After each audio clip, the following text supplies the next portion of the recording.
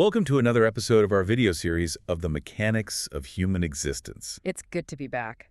And this is a big one, a foundational topic. It really is. It feels like every time you try to master the fundamentals of economics, the material just throws another paradox at you. It does, and that's why the confusion around, money, capital, and wealth is so widespread. Right. Economics is just inherently full of contradictory advice.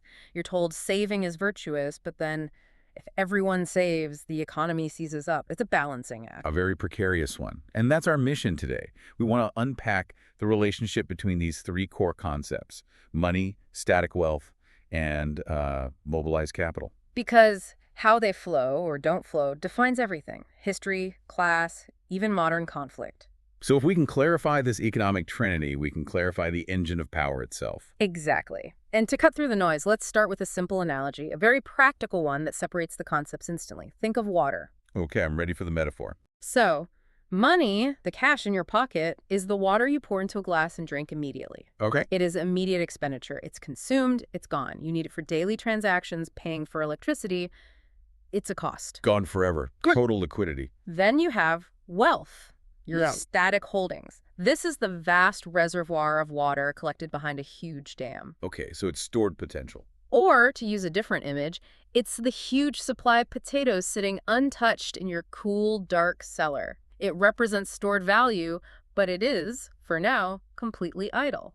And that brings us to the final and I think most critical piece: capital. Capital is the mobilized asset. It's the moment you go down to that cellar, take those potatoes, peel them, chop them up, and put them into the cooking pot. For active production. That's it. Capital is wealth in motion, intelligently deployed to create more value. That distinction is just so important. But where does the line get blurry? I mean, if I take my static wealth and put it into, say, a low-interest government bond, Yeah. is that still wealth or is it capital? That's a great question, and it really gets to the heart of the system. Right. If that bond is just sitting in your portfolio, giving you a tiny return, it's mostly static wealth from your perspective. Okay. But the instant the government uses those funds, They mobilize it. they mobilize it. They're using your money to build a road or a court. The transformation from static to mobilized happens with use. And on a national scale, this disparity is huge. You might see a country with, what, $5 trillion in total static wealth, the giant dam, Mm-hmm. but the actively flowing economy, the cooking pot, is only $1 trillion. And that gap explains everything about a nation's growth or its stagnation. This takes us back to the very beginning, doesn't it? The origins of wealth were just physical things. Purely sustenance. The first form of codified wealth was Sumerian barley, tracked by priests in the temples. Which is exactly where governance and finance merge. The temples housed the priests, the academics of their day who tracked the stars for planting. And they suddenly found themselves in control of the food surplus. That's power. That is temporal power. They managed the surplus, and so the temples became the first banks. Spiritual authority turned into control over physical wealth. It's a blueprint for all of history. So if we bring it down to the individual level, individual wealth is really just your ability to sustain your current standard of living for the rest of your life after you stop working. Can your dam last until the end? If yes, you have wealth. Simple as that. Okay, so let's use that understanding to look at social structure. You have this fascinating mechanism for separating class from status. Yes, and this is a crucial sociological distinction to grasp. The place where you earn your money determines your class. Your class. But the place where you spend your money, that determines your status. So production versus consumption. Precisely. Right. And historically, those classes were defined by the asset they controlled. The aristocracy was rooted in land, gold, and silver. The bourgeoisie came later with liquid money, with industry. And the proletariat. They owned only their labor. And you have to remember, under labor law, even a high-powered CEO on a salary is technically a worker. If you clock in for someone else, you're providing labor. It's when that accumulation of assets becomes excess value that the aristocracy is born. Yeah. And this fight over wealth, it creates a strange moral hierarchy for theft. It really does. The magnitude of this theft determines what history calls it. Steal a small bag, it's a crime. Simple crime. Steal a great fortune, the wealth of a city, well, that's called audacity, sheer curate. But to seize the ultimate power, to steal the throne itself, history often calls that greatness. The label changes with the scale of the prize. It does. The stakes were always existential. Think about that story of the Roman noble. He'd backed a failed coup and was offered the noble way out, suicide. Right. His wife, to show her commitment to their aristocratic honor, to their control over their own destiny and wealth, she takes the dagger first, plunges it in and says, it didn't hurt.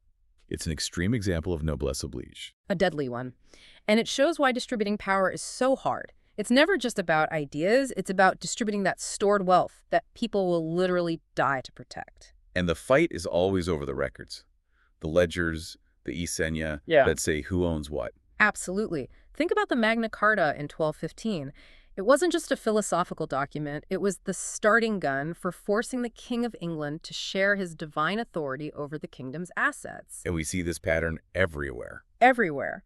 The Ottoman Sendi Ittifaq in 1808 was a similar attempt to limit the Sultan's power over the land of provincial elites. The most direct form of seizure was the Muzadir right, wasn't it? Oh, absolutely. The Sultan could legally confiscate the entire estate of his officials when they died. It was designed specifically to stop rival aristocratic dynasties from forming, to keep wealth from becoming too static in one family. So even huge social shifts like the founding of the Turkish Republic in 1923 were fundamentally about wealth redistribution. Of course, granting women the right to inherit property, the right to vote, that fundamentally changed who controlled static wealth within the family unit itself. The great struggles are always over those records. Okay, let's bring this into the modern flow. We've seen 3 great economic stages, and in each one, the very definition of wealth changes completely. It does. In the agrarian age, wealth was simple. It was land. Period. Then the industrial age. Wealth became money and the production tools, the factories, the machines. And now the information age. Now, wealth is knowledge and digital space. It's intangible, but more valuable than ever. But no matter the age, you still need that production pot, that engine. What are the 4 factors that always have to be fed into it? You need landed resources, you need labor, you need capital, which really means credit or mobilized money. And this is a critical one, you need the entrepreneur. The visionary. The visionary, the leader, the crazy one who takes the risk. If any of those 4 ingredients just sits there, the whole system stagnates. And here is the danger of static wealth on a global scale.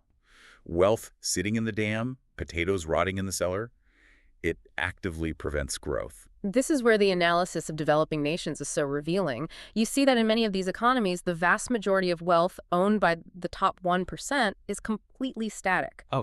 It's often tied up in undocumented real estate. It's legally invisible, so you can't leverage it as capital to start a business or fund a new project. It's locked wealth. It is locked wealth. In the bureaucracy, the 390 steps needed to start a business in some places, that exists to keep the pot from boiling, to protect the status quo. You even see it in how labor is used. You do. Developed nations break labor down finely hourly wages, part-time shifts, to maximize productive input.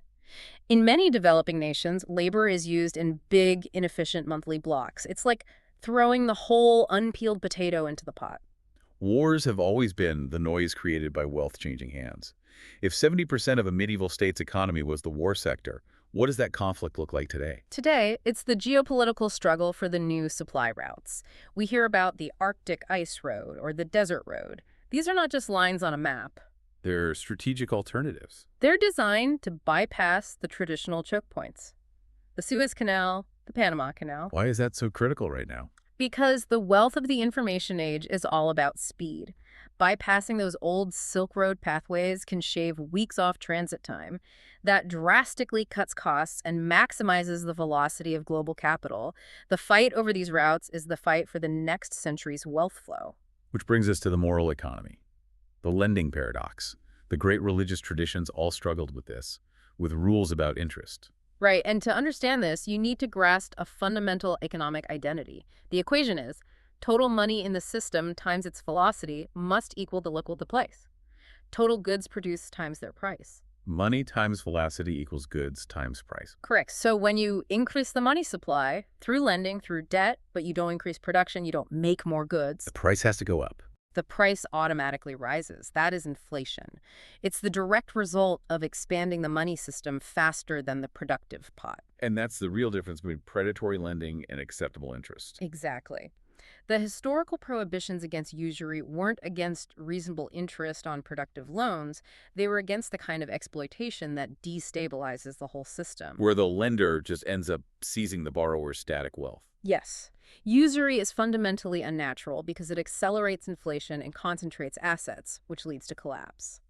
The goal of the prohibition isn't to ban interest, it's to eliminate the conditions that require predatory lending in the first place. So the healthy path, the sustainable path to national wealth, is always through high production. Look at countries like Germany or Japan. They consistently prioritize production.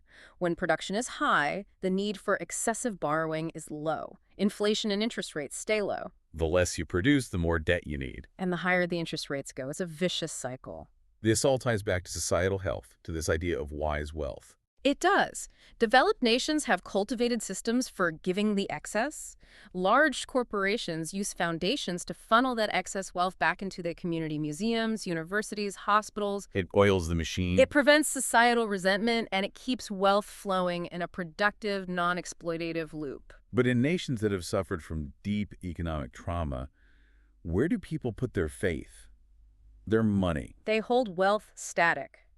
In gold, in foreign currency. They hide it because they fundamentally distrust the stability of their own government, their own system. So it's a defense mechanism. A collective economic defense mechanism against trauma. Hiding it feels safer than risking it on production that might get wiped out. So whether it's personal or national, the preservation, the growth of wealth, it hinges entirely on its intelligent movement, on its transformation into mobilized capital. Static wealth inevitably stagnates, it decays, or it becomes a target of conflict. And that brings us right back to the purpose of the state, the original polis. Its job was to protect property and maintain that healthy flow of wealth. And when that protection fails, or when the state itself just hoards the wealth, the system breaks down. So the ultimate function of wealth, then, has to be to serve life and health, not just accumulation for its own sake. Exactly. When wealth stops circulating and is only stored, society metaphorically suffocates. Understanding the mechanics of that flow, the critical difference between the dam and the cooking pot, that remains the greatest challenge for human flourishing.